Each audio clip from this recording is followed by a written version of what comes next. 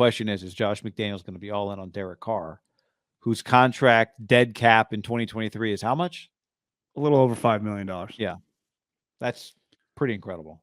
That's an unusual quarterback contract. I would say it's been his career. He's clearly a solid player.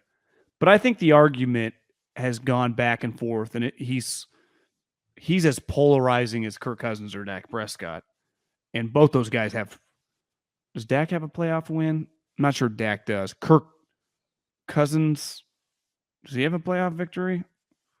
Yeah, he does. He beat the Saints. So, like, Derek just does not have a playoff victory. So, he's going on. Do you know what's pretty crazy? Dennis Allen, Tony Soprano, RIP. He was an interim, so even if I don't count him. Dennis Allen, Jack Del Rio, John Gruden, and now Josh McDaniels. Guys that are going to be head coaches, right? Jack, 3 years. John, several years. And Josh, unless something crazy happens, at minimum is going to be 3 or 4 years. It's pretty rare you get a consistent Pro Bowl, top 10 quarterback just lasting coach after coach, right?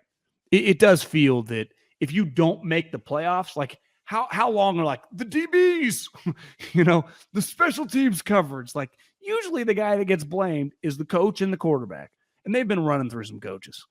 So I'm not saying they can upgrade. I'm not saying Derek's not good, but it's getting to the point where he's going to start needing to do some shit. Like that play that he threw against Devontae, they're going to need a lot more of that. And now they're really going to need it because they're in a hole. Like even when we hopped on, they're on a bye week this week. So they're going to be a little out of sight, out of mind. And next week they're going to come back and they're playing the Texans, who I think for all intents and purposes are, are going to be one of the worst teams in the league record-wise.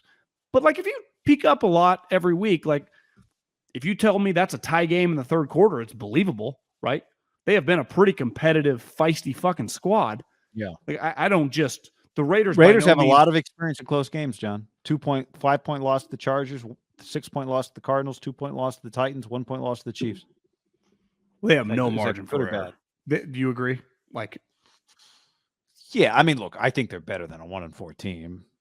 When I say margin for error, though, that you can't just they can't afford to split their next 2 games coming off the bye. They're going to have to go on a little bit of a winning streak. Yeah. I thought you meant with their style of play. No. I think their play's fine, but eventually you got to have more points than your opponent at the end of the game. Somebody reminded me. You remember when Corey Hall? What was the guy's name? Gary Anderson? Was that the guy that quit at Oregon State? Yeah.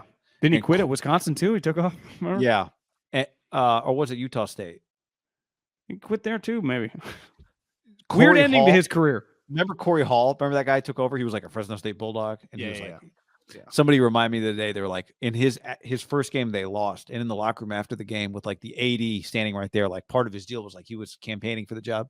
He was like, I don't care what the scoreboard says. We won today. It's no, you lost today. You lost today. You lost today. The scoreboard said you lost. You lost. Now they do play the Raiders, the Texans, the Saints, the Jags, the Colts, the Broncos, the Seahawks coming up. Right? They do have this thing set up, but there will be no excuse. There will be none of that. They're better than their record if they don't run. Really, John, shouldn't that 1, 2, 3, 4, 5, 6 games? Texans, Saints, Jags, Colts, Broncos, Seahawks. They got to go 5-1 in this stretch here. Yeah. 1-4, that puts them at 9-5. 1-4. What am I thinking? That puts them at 5-5.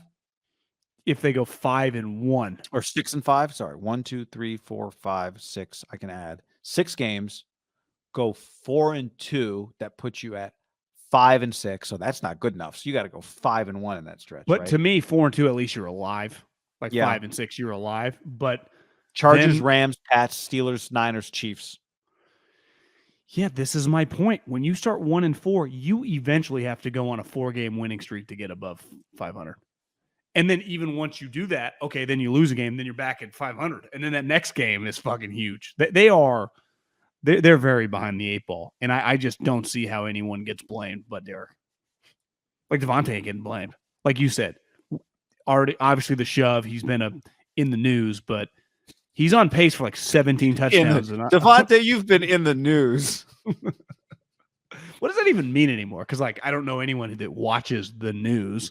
We means, don't read newspapers. It just means like, yeah, I saw some headlines on Twitter and TMZ. Yeah, I like that. It's better than saying like, Devontae, you've been trending lately. Negative reasons.